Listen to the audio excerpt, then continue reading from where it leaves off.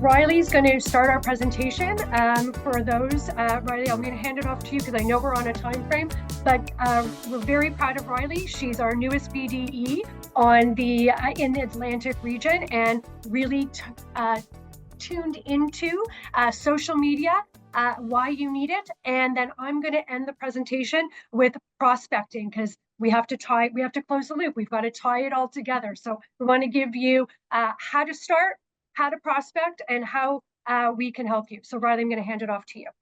Awesome. Thank you, Dawn and Marni, for the intros. I've got the slides up and no need to introduce the topic because I think Marni's done a fabulous job of that. Like she mentioned, I'm going to kick us off with Jumpstart, getting your social media house in order, and then I'm going to pass it back to Marni to talk you through thinking outside of the box with selling. So, Jumpstart, what do we mean by that? Really, when we talk about Jumpstart, what we're talking about is getting your online or your social media presence to a foundational point to keep up with the way that one, our industry, and two, just business in general is moving. So, it's no surprise that people are already, for better or worse, very reliant on social media. And we're seeing the business world really start to lean into that, which creates a really great opportunity for advisors because, frankly, a lot of the history of this business is in that face-to-face interaction. It's in that in-person connection, but there's a lot of untapped potential on various social media channels to be captured and be engaged with. So we're going to talk you through some of the fundamentals, some things to really just food for thought and tips and takeaways to hopefully help you get started on social media and start leveraging that in your business growth. So getting started, first things first, we need to pick a platform. And really the great thing about where we're at with social media today is there's a huge variety of platforms that cater to different demographics, they cater to different content types, and they really just build themselves around different types of communities, which really gives you, again, that opportunity to cherry pick what makes sense for you, what is a fit for your business and your clientele, and start to go really deep on that particular platform. So a little bit of a high level introduction just to get you more familiar is Facebook and Instagram, starting off with those two. These are primarily social channels. These are the ones where you're going for updates from friends and family, maybe see how someone's vacation was going. You're sharing your own historical, your vacation pics, but it's not really a business forward channel. But if you know your clientele is there and you're going after a specific demographic that is heavy Instagram users or they're all over Facebook, it's a great spot to be to engage with these people, introduce yourself to them, maybe show a fun side of your business. So I never want to discount that just because they're social forward. YouTube and TikTok, two other really strong channels for those who are already leveraging video. Both are great for short form. So if you have a podcast that you're already taking snippets of, you're already recording, short 30-second to 2-minute long videos, these are fantastic. And then YouTube historically, of course, is still great for that longer form video. LinkedIn is really that channel that people go to when they're looking for anything industry related. Maybe they're looking for education around their job or their career, and they're already primed to be learning. They're a little bit primed to be sold to because LinkedIn is really turning into that kind of platform as well. And that makes it really an easy, natural step for advisors to get on, have a presence, and start connecting with folks. So that's the focus of today's session. If you're already using LinkedIn, there's definitely still some things that you can hopefully take away and test and experiment on. But if you're also just entirely new to social media and you don't know where to start, we're going to walk you through how to get to that point where you're a fully fledged LinkedIn expert in no time. So first things first, you need a profile. And there's a lot you can do with a profile. And always the more information and the more just intel you can give your prospects about who you are and what you care about as an advisor, the better, because this will kind of become your hub of how they can understand you, how they can understand how to get in touch with you and do business. But there are some foundational things that I consider the bare minimum standard for best practice for just being active and present on LinkedIn. And those are your headshot, name, and bio. Frankly, we want them to see who you are, what you look like, and what you do, and start to put a face to the name and put a face and a person to some potential solutions to problems that they might not even know they have yet. There's also options to link to your website if you have one. If you already have a business page or you have a brand around your practice and a business page that you want to build for that, you can link that there as well. And again, start to add as much information to back up and bolster your credibility as you possibly can. Once we have our profile and we have the basics, people can kind of look us up and understand who we are, what we do, maybe what we're passionate about even. Really, the next step is to start being active. And before we get into that, I want to start with a stat because I think it's a very powerful, really just a powerful piece of information to get you in that headspace. And that is that it takes an average of 8 interactions to build brand awareness. So what this really means is that it takes an average of 8 times for someone to see your name, see your business branding, or see something related to you and the industry, for them to start to associate you with being an advisor. They'll maybe start to, associate you as a person that they could go to for support or advice. And it takes a lot of time. This is even harder to achieve in person, right? If we're only relying on in-person engagement, we're relying on different networking events, having people to our offices, or tangible marketing pieces, that gets expensive, it gets time consuming, and it's just not as scalable as it could be.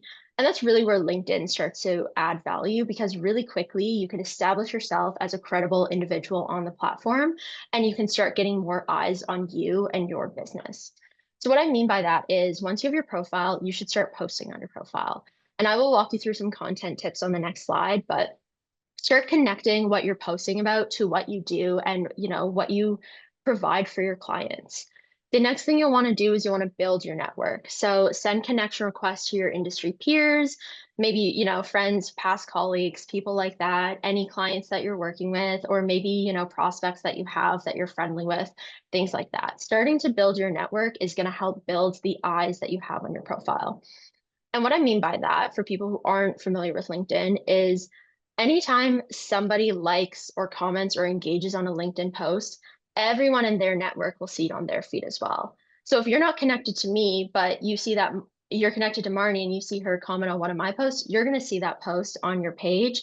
And, you might start to, it might be the first time you've ever seen my name. It might be the first time you've ever seen me post about something, but slowly over time, it's going to build that familiarity and it's going to start to resonate. And that's really what the goal is here. So we want to build our network. We want to be, sharing posts that are relevant, even reposting things. If, a colleague of yours posted something that's impactful, share that with your network as well. Add a commentary or don't.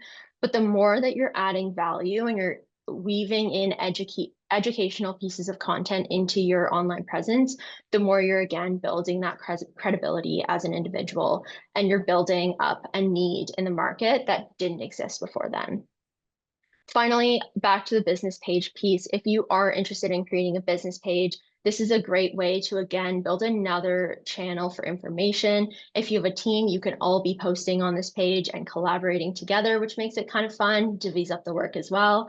And it gives you an excuse to invite your network to follow your page. So again, a friendly little nudge, hey, it's me, come follow my business page. Those little things go a long way in starting to build up that online brand. Moving into content tips, because this is really where you're going to start to see the needle move the most. And it's really just in consistency. So if you're starting to post on LinkedIn from never having a profile, it's going to take some time to build that drumbeat and start to build that network and build that engagement. And that's not something that you should feel intimidated or discouraged by.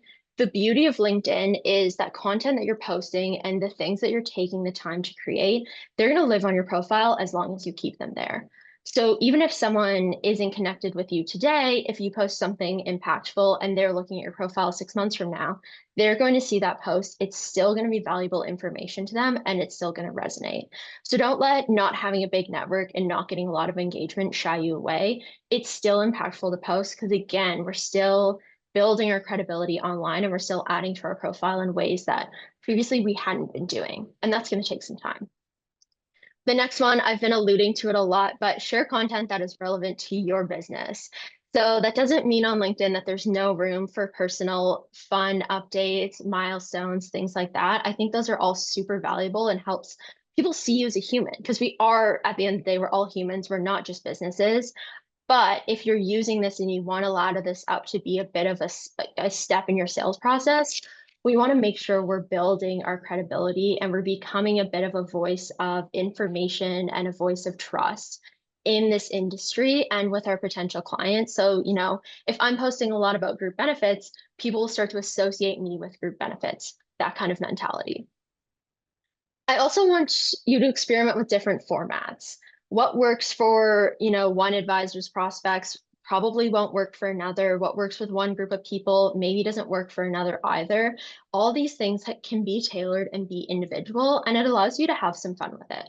So we're lucky on LinkedIn, they have a wealth of content options. You can do text only posts, you can do images, videos, you can make polls, you can add PDFs. It's really the world is your oyster. There's a lot that you can do to warrant engagement. And that really brings me to content piece number 4. So be engaging.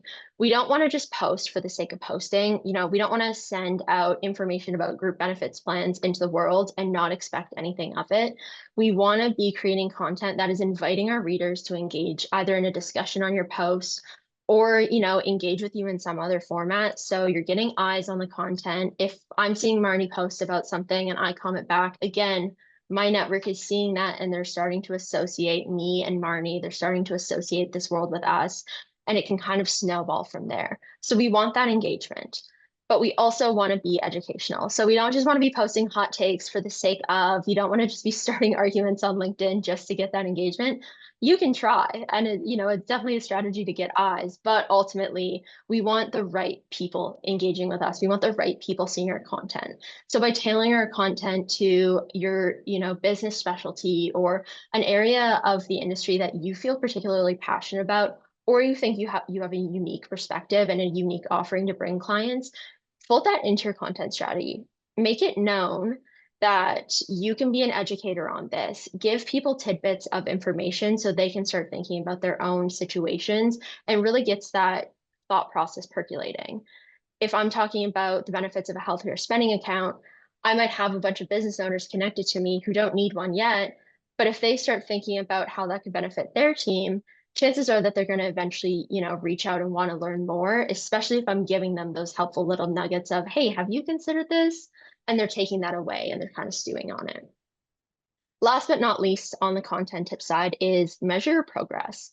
So LinkedIn will give you free analytics to understand how each post is performing in relation to the rest of your content. And this is a great way to understand what's resonating. I don't think it means you should get hung up in how many how many people saw your post or how many people liked it. Those are vanity metrics. They're not going to move the needle for our business. But again, if the goal is purely awareness, we want that engagement and we want to understand what people are engaging with. So if people are engaging with videos the most, maybe you double down on video. Little things like that can help to focus your effort to make sure you're going for the highest value, highest impact pieces while using LinkedIn. And that probably sounds like a lot, and that probably sounds like it's adding a lot to your day. And I just rattled off a lot of things that you could be doing and might be feeling a little bit overwhelming. But ultimately, there's a lot you can do to, again, piecemeal this, make it approachable, make it something that's an add-on, but not a huge sink of your time.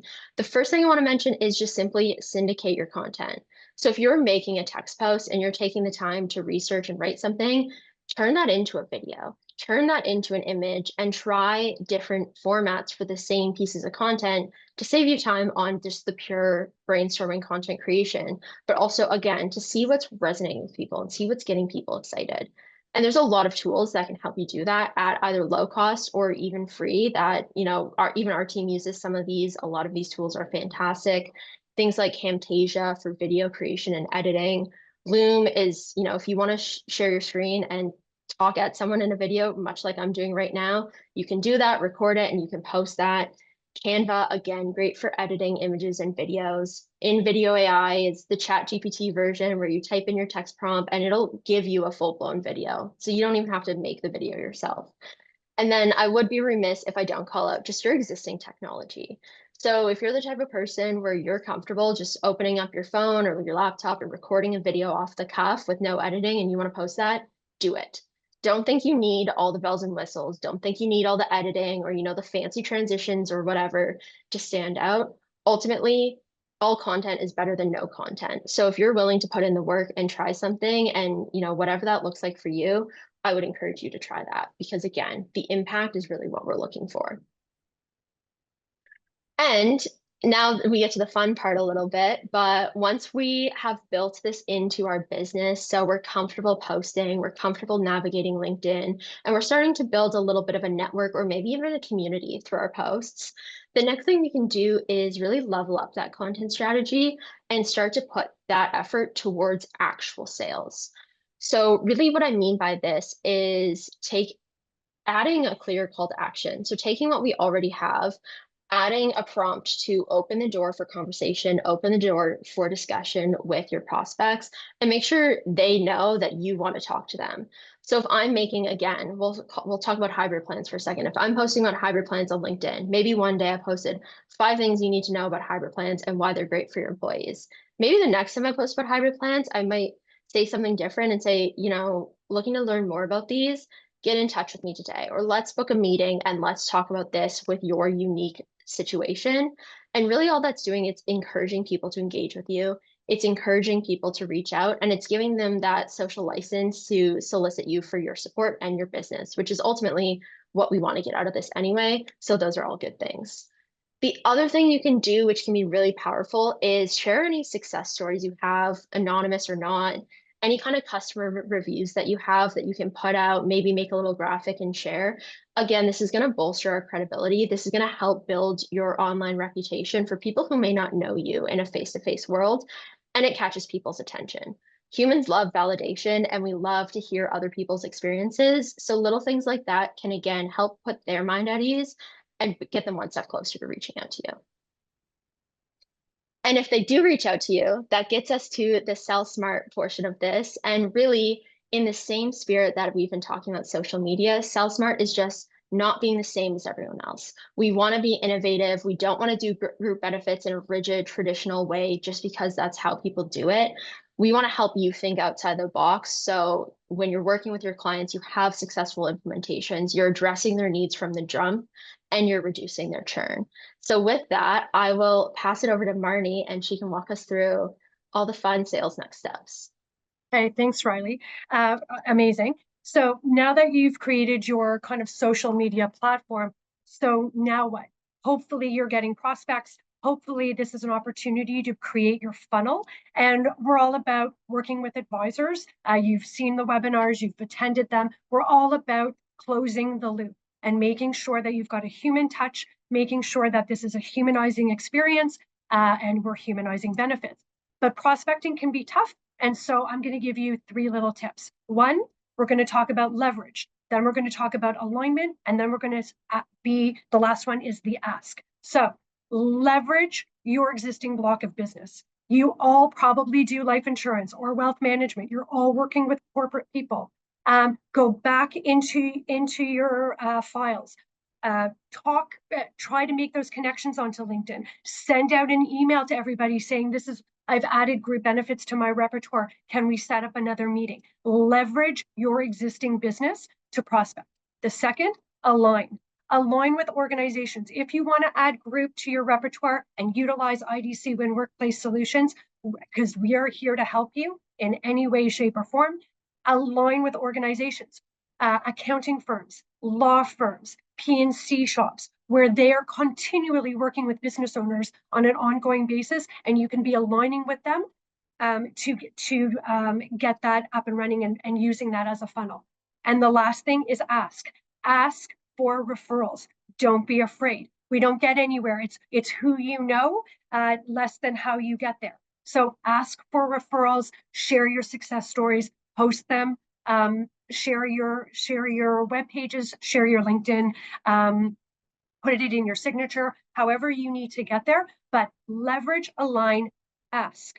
Okay, let's change the conversation. So to separate yourself out in the industry, you're going to have to be up with industry trend. That's why we're here. That's why we do webinars. That's why we ask you to reach out to us for help and support. We're continually putting time and effort into educating ourselves on industry trends and thinking outside the box. It's not selling benefits based on the bottom line. I have a saying, it's one thing to put in a benefit plan, it's another to put in the right benefit plan. And if you're not putting in the right benefit plan, then you're not going to keep the client. So asking proper questions, working with our team maybe in prospect meetings so that we can help guide you with those right questions. That's going to get you going. Here are some example questions. I'm not going to go through them. I'm sure my time is running out. But questions that you're going to want to ask, I'm sure this deck is going to be available to everybody, so you'll be able to write some of these down or add them into your KYC, add them into your conversations.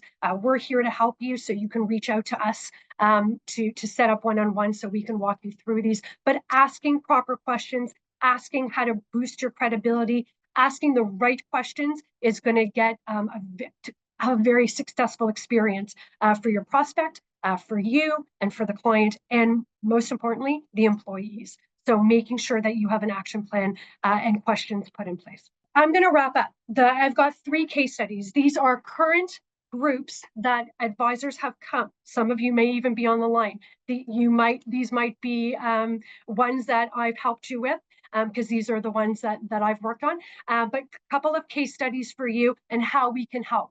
So you've done a discovery, you're asking the right questions, and you find out that in this particular case, this is a virgin group, a group who's never had benefits before. Employees been asking, they're very budget conscious. They want something in place, but not complicated. The demographic of the group is 28 to 45. They want to be engaging, but they don't want to pay for the bells and whistles. So the solution here is we could offer one of our simplified underwriting programs that we manage and that we created, or as Rylee mentioned before, maybe a hybrid model to cover catastrophic care, and then couple that with a flexible spending account to help facilitate their budget, but give everybody a funnel of money in order to get their claims paid. So this is outside of the box thinking. This is a particular case that we've worked on with a number of advisors. And really important. So that's case study number 1. We always recommend to offer a group retirement savings plan because that is where you want to be, and that's what employees are asking for. Case study number 2. You had a call with a client, and you have this client who's generally happy with their carrier, but they feel that there's something going on in the company. The employees have been asking for more health and wellness opportunities, more engaging into mental health, for instance. They don't want to pay more for bells and whistles. They want to have some extra coverage for the executives. They're concerned about budget and expenses, but they want something more robust and more user-friendly. So the recommendation that we can help you with is marketing of their current plan to have built-in products that don't cost any more money, like a behavioral wellness program, like a mental health strategy, like virtual healthcare, all built into one. Or maybe it's keeping their current plan as is and putting a standalone mental health solution in place to offset, because we've done a survey and this is what people have been asking for. Putting in a healthcare spending account for the top executives might meet their need. And then working with carriers that we know about that are offering more stability, rate caps that keep the coverage intact, but keep that relationship long-standing because we've put in those rate caps and we've kept the budget intact. So that's case study number 2, and we can help you navigate that because we know the carriers that have all of these things built in. And then finally, our last case study, this is a virgin group, 2 years in business. They've got about 10 employees, ages 24 to 45. And they want to have a platform that's going to meet the needs of what I want, may be different than what Rylee wants, might be completely different than what Don wants on his benefit plan. And so we want to make sure that we've got something that's going to meet the needs of everybody. And there's many ways that you can do that. They're concerned about renewals and ongoing costs and stability, but they also really need that flexibility. So possible solutions for this particular client is an equitable MyFlex down to 3 people, more of a cafeteria style flex plan that we can work with, or a hybrid module where we cover catastrophic benefits. And then, of course, we're adding in that flexible spending account on top of it so that you're giving equal access, or a difference between equal access and equal utility. And that's something that we're very proud of. So again, reach out to us. We're always here to help and support. We've got outside of the box thinking. We want to make sure that we're humanizing benefits. We want to make sure that you're supported with your clients, and that it's one thing to put in a benefit plan. It's another to put in the right benefit plan.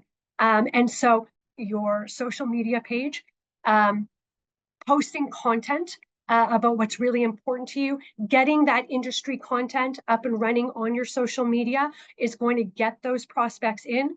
It's going to boost your credibility, and we're here to help you boost your credibility. To leverage what you do best, leverage what we do best, and that way we're working together in a strategic alliance to make sure that we're helping you.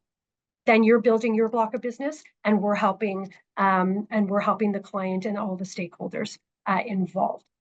So that's our presentation, Dawn. I don't know if we have any time left or if there's any questions there, or if you have anything that you want to add, but I'll hand it to you. I've done some work with Marni on some group business, and their team is amazing in terms of what they do and how they take that pressure off of you to get those groups done. So as the presentation was talking about today, getting involved in social media and giving your clients who have a business, who might have many employees or a small number of employees, the opportunity of working with you on the group business with Marni and her team is a golden opportunity to get a nice renewal stream put in place, because it's an annual check that you're going to get every year, and they take care of all the work. I'm enjoying my checks every anniversary, and I can sure attest to the fact that everybody else would as well. And I'm sure that renewal is coming up, Dawn. So we'll exactly. I'm already spending it. I'm already spending it. And Rylee, it's always nice to see you present the social media. It's nice to have some new people and younger people on the team and involved in social media. I know your experience from your BA, I think, is a master's. Is it a master's you got in Yes. social in education and marketing? Yes, and marketing. in social media. So great, valuable person to have on your team. If you haven't worked with Rylee, or you want to reach out to her specifically and ask her some things about social media, I know some of the other presenters have documents you can add to your web page, and they make it sound so easy. You can just add it to your web page. And they go, okay, well, now what? It's like, how do I do that? And Rylee is a resource person that we do have on the team here that could help you do that. So if you saw something from Manulife or travel insurance, we didn't mention travel insurance today, but if you want to get a travel insurance link added to your website, then Rylee is someone that could help you do that, execute that. We all want to do it, but no one gets it done. So, I mean, there's some really good resources we have now at IDC that can help you in any endeavor that you're looking for, whether it's My HSA or house spending accounts or group benefits or just some ideas. Even if those of you who are using AdvisorStream, there's articles in AdvisorStream about group benefits. Send that out to your client to initiate the conversation, and then engage with Marni and her team. So thanks very much, ladies. That was fantastic. Thanks. Thank you very much.